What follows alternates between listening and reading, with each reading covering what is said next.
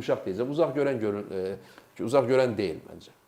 Çində vətəndaş müharibəsi olanda mən Çinşünas deyiləm. Amma Çini oxuyuruq, bilirik. Əsl Çinşünaslardan üzr istəyirəm və əsl Çinşünaslar da çıxsın, danışsın, öyrənək. Amma digər o hər şey şünaslardan baxanda müəyyən Çindən anlayışımız var. Çünki oxuyuruq, bilirik. Gözəl dediniz. Vətəndaş müharibəsində Çanka, Şeotay onu ABŞ dəstəkləməyinə baxmayaraq ikili oynayırdı. Mao Zedong ona kömək edirdi. Doğru.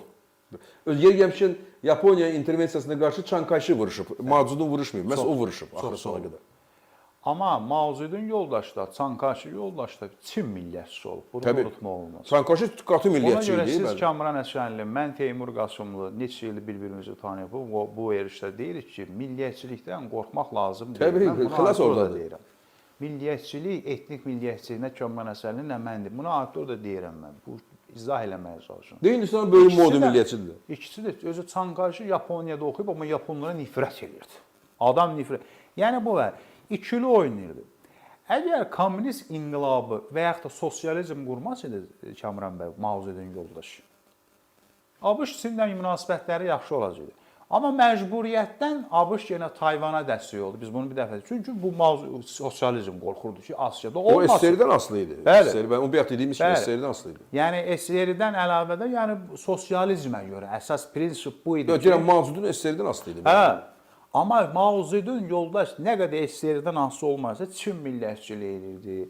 Damaskı Stalinə istəyirdi, o biri torpaqları istəyirdi. Deyirdi, ver də mənim torpaqlarım.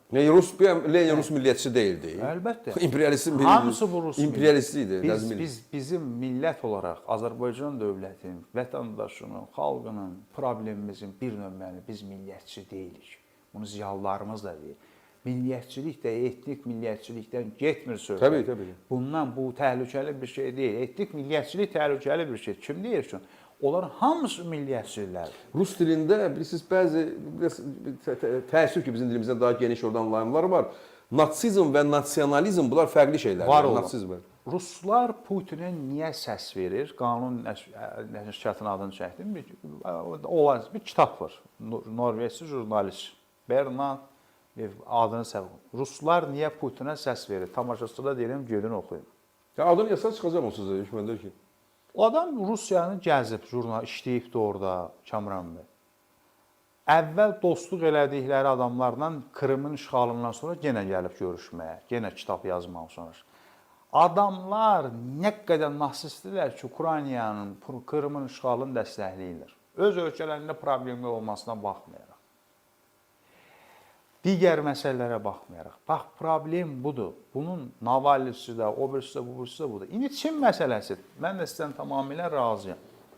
Çünki SSR istədəsə heç kimə də ümumi olaraq da iqtisadi yardım ona pul verdi, buna pul verdi. Axırda gördük, dağıldı, getdi. Çünki stabil dövlətdir, düzgün siyasət aparılmırdı. Ərəb dövlətlərinə yardım elədi İsrailə qarşı. Sonra dedilər ki, bu da tutmur, gedə İsraillə barışaq. Məktubu aparan Yevgeni Permakov olub. Ona görə də bu günlərim gözəl vurğuladınız. Vladimir Putin istəyir ABŞ-la getsin, otursun, istəyir İrana getsin, otursun, dursun. Çindən asılıdır, hamıdan asılı vəziyyətdədir. Bu gün ola bilər ki, Tehrana gəlsə də özünü bir səfər üçün görsün. Çünki Rusiyanın iqtisadiyyatı çöküb. İqtisadiyyat çöküb deyəndə neftdən, taxıldan başqa heç bir şey yoxdur. Bəli, bu sanksiyalar işləyir, işləmir, dağılır, bu başqa şeydir. Çinlə bugün bir-birini Rus rublu yuandan alış-veriş edirlər. Yəni, bugün o məsələ var. Lap Ukraynanı, üzr istəyirəm, Rusiyanın ABŞ öz tərəfinə belə çəksin. Çünki yenə uduzmuş. Bu dəfə Rusiya öz etibarını itirəcək, zədələyəcək. Onu da Vladimir Putin açıq getmir. Bir də ki, Rusiya Çinin yanındadır və o qazın neftini kimə satacaq ki, məcbursan ora çatmağa. Və istədiyi qiymətə məcbursan satmağa. Bu günlərin Çinin istədiyi qiymət. Araqçı deyib ki, Vladimir Putinə, yəni yeni Xarici İşlər naziri, dini rəhbər sizlə görüşmək istəyir. Sizi Tehrana çağırır.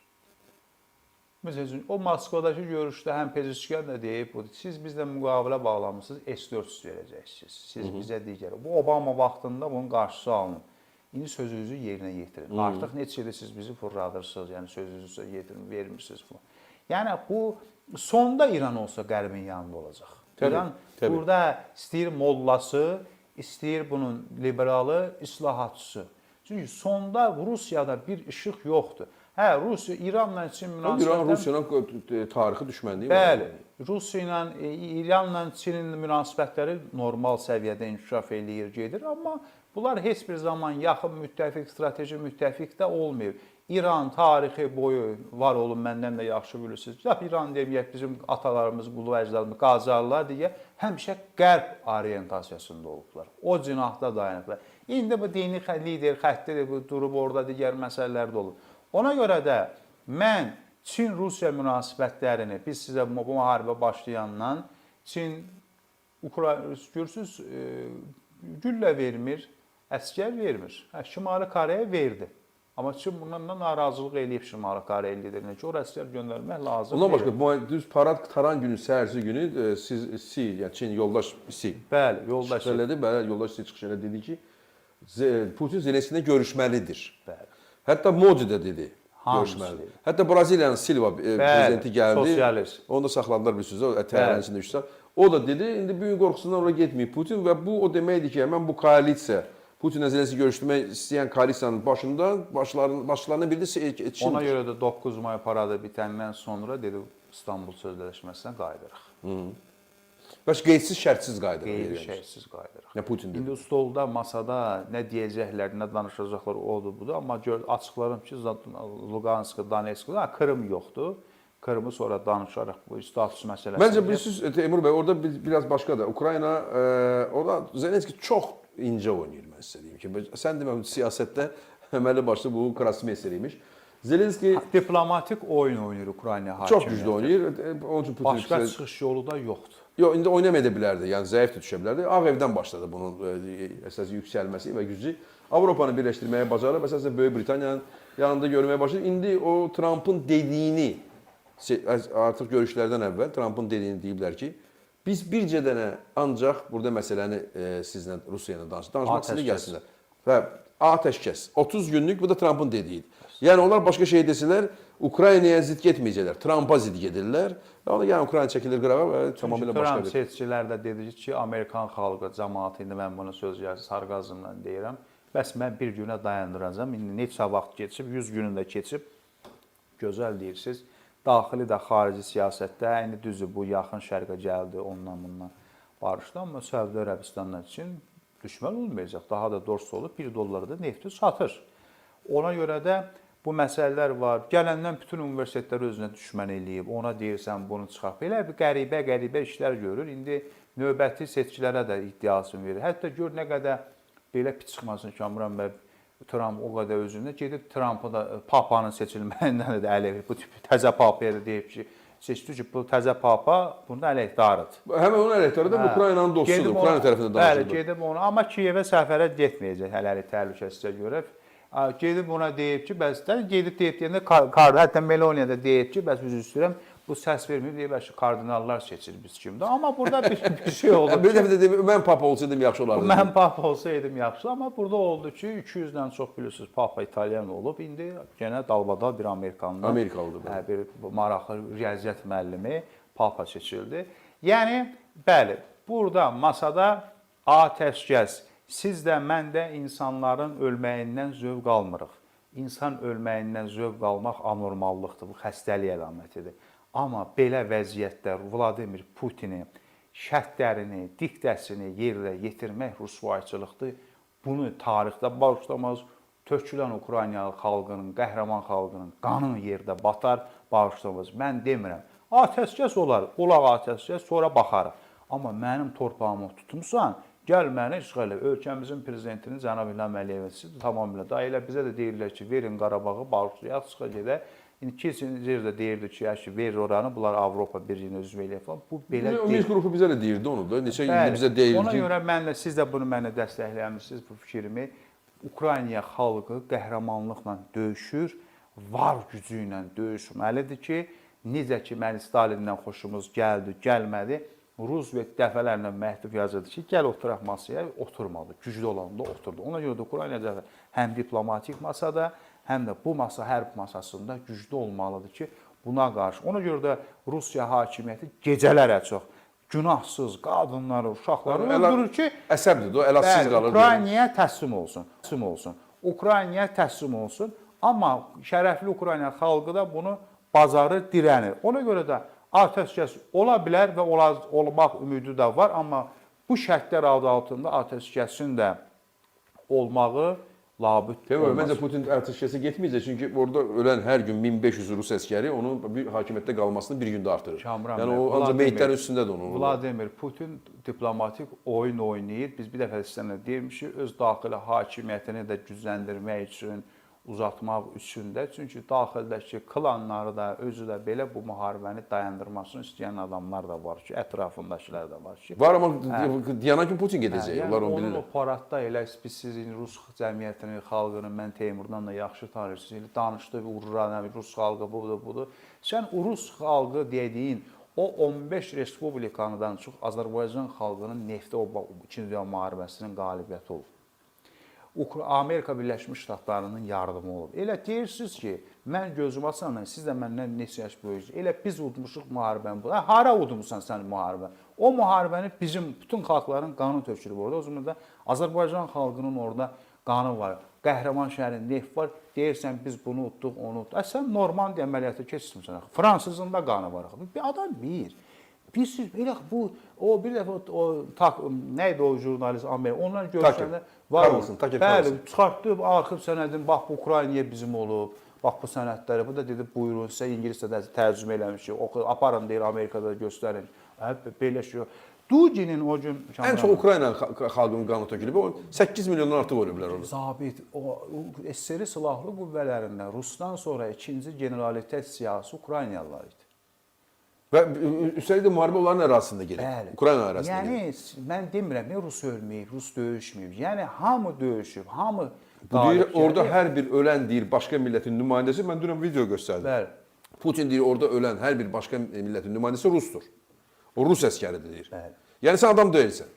Sən gəl, mən bölümdə qal, istəyirsən mən sən aşağı baxam. Get öləndə sən Rus ölürsən. Bakı neftinin, Azərbaycan xalqının Bakı neftinin sən qalib gəlmişsən və heç nə yox, Normand əməliyyatı, o Leniz yardımı olmuşdu ki. Onu heç qəbul eləmirsən, Yəni, Kamran bəy, bu yaxınlarda çox mən təəssüf edirəm ki, vaxtımı ayırdım ona baxdım və bir də baxmayacağım. Bunu da sizə etiraf edirəm. Bu Duginin bir səbrimi bastı, bir çıxışına baxdım. Böyük səbriniz var. Amma çox səhv eləmişəm, bununla vaxtımı itirdim ona. Adam xəstədir Kamran. Təbii ki. Deyir düzlüyünü başladı, mənim qızımı Rus Ukraynalılar öldürüb, bu belə o heç Ukraynalıların öldürməməsi haqqında məlumat yoxdur, o özünüz deyirsiniz. Amma Bəlkə sən Zəvzədiyevə görə öldürüblər? İçəridə də gedin bir araşdıra bilərsiniz. Amma bunlar xəstədir. Bu deyir ən böyük bizik, Rus yox, Ukraynalı olmayıb, bular yox, bu rəsmi bunların professoru da xəstədir, yəni şizofrenlikdir. Amma adamlar bunu Azərbaycanın efirlərində danışanlara deyir. Əlbəttə milli insanlara aid deyil bu. Auditoriyasında dəstəkləyənlərə, cəmiyyətimdən ibrət götürsünlər ki, bax, bunun professoru da millətçidir, şovinistdir, aşağı baxır. Yəni natsist, adam natsist. Ukrayna xalqını rəsmi təhqir edir. Bizi də təhqir edir. Adam kitab yazıb. Türkiyədə də kitabı çıxıb. Bizdə də bizim dildə yoxdur. Mən onu türkçəsində orada oxuyanda oxumuşam və məndə də var. Mən bunu Türkiyəli qardaşlarımıza, alimlərimizə, dostlarımıza da demişəm. Bu bizi təhqir edir, qardaş. Bu deyir ki, Azərbaycan dövləti yoxdur. Baltik yoxdur, Rus yoxdur, Gürcü yoxdur. Onu da qoy, nə deyirəm, hörmətli Türkiyəli qardaş. Bu deyir Rusiya ilə Türkiyə müttəfiq nədir? O bizim torpaqlarımız istəyir. Konstitusiya olmalıyıq deyir. Siz bunu nə şirdiniz, bunu nəyə inqilabçı eləmişsiniz? Yəni bu adam xəstədir. Bu deyir elə Ukrayna yoxdur, bu yoxdur. Bunlar ora getdi, bura arkadaş kim hara istəyir gedə bilər. Nəsə, yəni sizlə Çin-Rusiya münasibətləri, yəni bu gün o paradı gördünüz gələnlərdə, orada Orta Asiyalı qardaşlarımız da gəlmişdi. Onlar da Çinlə asılı da. Yəni təbii. Yoldaş onlara deyib ki, ora getmək lazımdır. Mən olacağam orada başçı. Yoldaş Tokayev cənablarının arxasında Çin var. Təbii. Və Tokayev də həqiqətən də Çinə belə ürəkdən meyilli bir insandır. Təbii bütün qısacası. Zamanlığından da Çində diplomat işləyir. Çin dilini ələ bilir. Çin dilini ələ bilir. Görür ki, bu Rusiyada bir işıq yoxdur. Ola bilər. Yəni Orta Asiyada Kamran bəy indi müəyyən İşıqdan başqa o canı qurtarmaq istəyir o işğaldan Rusiya. Orta Asiyada Rusiya zəifləyir, Çin güclənir. Bax bu da var. Və bunun nəticəsində də bu gün o parad, yəni bu paraddan sonra da bunun olması tamamilə mən sizə razıyam. Modi cənabların da ola bilər, amma Çinin demək təsiri var. Bir söz deyim, siz məndən də yaxşı bilirsiniz. SSR ilə Hindistan həmişə dost olub da Hind filmlərində. İndi fikir verin, Çin-Rusiya münasibətlərinin yaxınlaşması Rusiyanın Hindistanı itirir. Hindistan yaxınlaşıb abişə. Bu gün mən şərh vermişdim, indi neçə vaxtı qonağım. Çünki Pakistan Çinin yanında. Bəli, mən indi neçə vaxtı özüm müəyyən siz xaric, heç bir yer dəvətdən başqa qəbul etmirik ki, bu gün Hindistanla Pakistan müharibəsi ki, olsa qısa həmişə olub. O pərdə arxası var idi. İsrail, Vaşinqton, Hindistan, bu tərəfdə Çin, Türkiyə, demək Pakistan. Bu idi. Su müharibələri. Orada biz də varıq təbii ki. Əlbət güzel. Mən dövlətimizin ilk dəfə olaraq açıq Pakistanı dəstəkləməsi Xarici İşlər Nazirliyimizin bəyanatına görə təşəkkür edirəm, təqdir edirəm və bunu arzulayıram. Biz belə olur. Olsa biz bu gündən sonra bu məsələdə nə qədər neytralda dayansaq, Hindistan bizim dostumuz olmayacaq. Bir də Türkiyə mövqeyi hardadırsa bizim mövqeyimiz onun yanında. Əlbəttə, amma Hindistan da bizim dostumuz olmayacaq. Amma mən Hindistanla mal sataq, alış-veriş eləyək, ticarət eləyək, mən dəstək və etiraz eləmirəm. Əgər Ermənistana çox kömək eləməsinlər, Ermənistanın yanında qəbul silah filan verməsələr, amma biz bu dəfələrimizi, amma Kamran bəy unutmayaq, dövlətlərin dostu olmur, dövlətlərin də maraqlar maraq olur. olur. Temur bir şey